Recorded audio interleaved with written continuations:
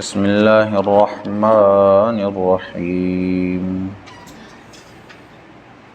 قل ان كانت لكم الدار الآخرة عند الله خالصة من دون الناس فتمنوا الموت إن كنتم صادقين ولن يتمنوه أبدا بما قدمت أيديهم والله عليم بالظالمين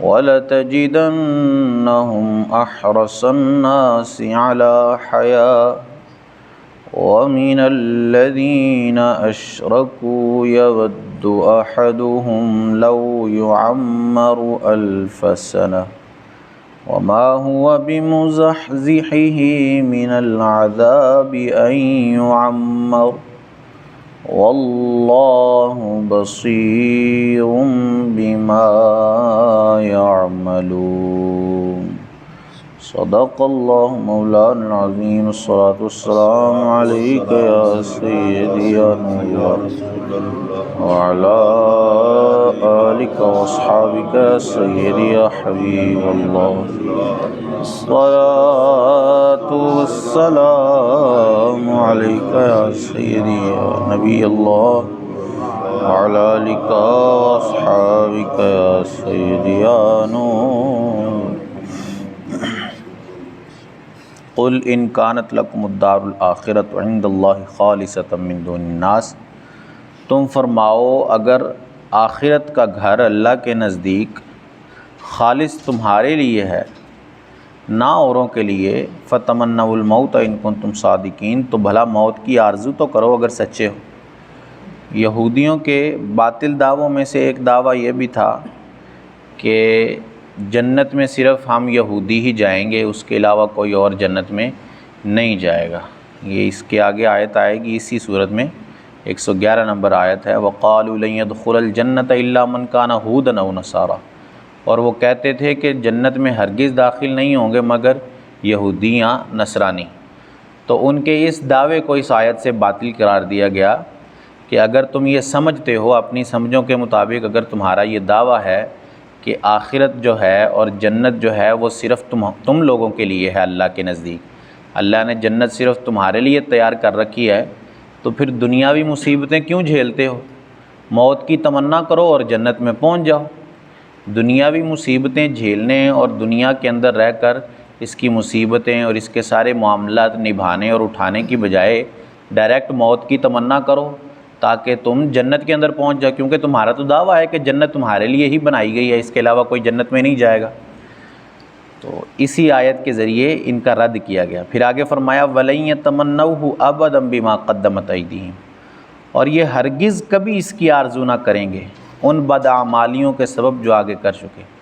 یعنی اگرچہ یہ دعویٰ منہ سے کرتے ہیں کہ جنت ہمارے لیے ہی ہے، لیکن کبھی بھی یہ موت کا دعویٰ، یہ موت کی آرزو اللہ سے نہیں کریں گے، کیونکہ ان کو اپنی بدعمالیوں کا پتہ ہے اور ان کو اپنے اعمال کی خبر ہے کہ جو انہوں نے آخرت کے لیے کیے ہیں۔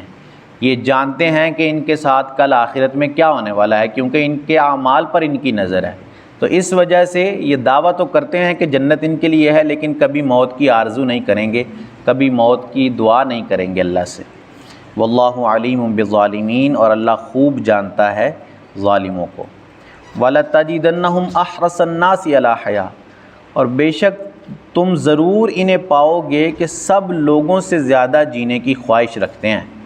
وَمِنَ الَّذِينَ أَشْرَكُوا، اور مشرکوں سے ایک کو تمنا ہے، یود احدہم لو یعمر 1000 سنہ، کہ کوئی چاہتا ہے کہ 1000 برس جیے، وما هو بمزحزحہ من العذاب ان یعمر، اگر 1000 برس بھی جی لے تو یہ اس کو عذاب سے نہیں بچا سکے گا۔ واللہ بصیر بما یعملون، اللہ ان کے اعمال کو دیکھ رہا ہے۔ یہ مجوسیوں کا ایک گروہ تھا جو آپس میں سلام کرتے وقت 1000 سال، یعنی یہ دعا کرتے تھے ایک دوسرے کے لیے کہ 1000 سال جیو، 1000 سال جیو۔ تو اللہ نے اس بات کی طرف اشارہ کیا کہ اگر یہ 1000 سال جی بھی لیں، اگر دنیا میں 1000 سال ابل تو 1000 سال گزارنا ہی ایک الگ بات ہے، وہ تو آج کی امت میں اتنی عمر کسی کی ہوتی نہیں ہے، اور اگر یہ 1000 سال دنیا میں گزار بھی لیں تب بھی انہیں واپس مڑ کر اللہ ہی کی طرف جانا ہے اور اپنے اعمال کا حساب دینا ہے۔ 1000 سال دنیا میں گزار لینا ان کو ان کے حساب سے، ان کے عذاب سے بچا نہیں سکے گا، بلکہ وہیں واپس جا کر انہیں اپنے اعمال کا حساب دینا پڑے گا۔ تو کہا کہ ایک تو یہ مشرک ہیں جو اتنی دیر جینے کی تمنا رکھتے ہیں، اور یہودی تو ان سے بھی آگے ہیں کہ وہ اس سے بھی زیادہ جینے کی دنیا میں تمنا رکھتے ہیں، اور دعویٰ بھی ساتھ یہ کرتے ہیں پھر کہ جنت جو ہے وہ صرف ہمارے لیے ہے اور آخرت کا مقام جو ہے وہ اللہ نے صرف ہمارے لیے تیار کر رکھا ہے۔ لیکن پھر اپنے دعوے کے برخلاف، اپنے دعوے کے مخالف جو ہے وہ ان کا عمل ہے کہ ان سے جب کہا جائے کہ اگر جنت تمہارے لیے ہے تو موت کی تمنا کرو اور مر کر جلدی سے جنت میں پہنچ جاؤ، دنیا کی مصیبتیں کیوں اٹھاتے ہو؟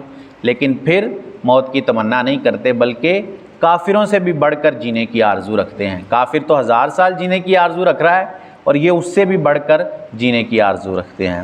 اللہ عز و جل سے دعا ہے کہ اللہ عز و جل ہمیں قرآن کی فہم نصیب فرمائے، آمین بجاہ نبی اللہم صلی علی سیدنا و مولانا محمد معدن الجود والکرم وعلی آلہ وصحبہ وبارک وسلم۔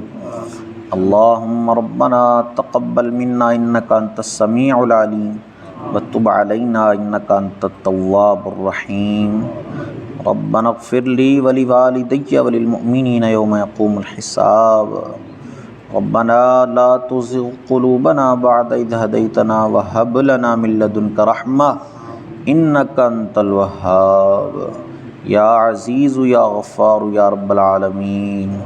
اللہم اکفنا بحلالک عن حرامک واغننا بفضلک عمن سواک۔ سبحان ربک رب العزة عما یصفون وسلام علی المرسلین والحمد للہ رب العالمین۔ وصلی اللہ تعالی علی رسولہ خیر خلقہ محمد وعلی آلہ واصحابہ اجمعین برحمتک یا ارحم الراحمین۔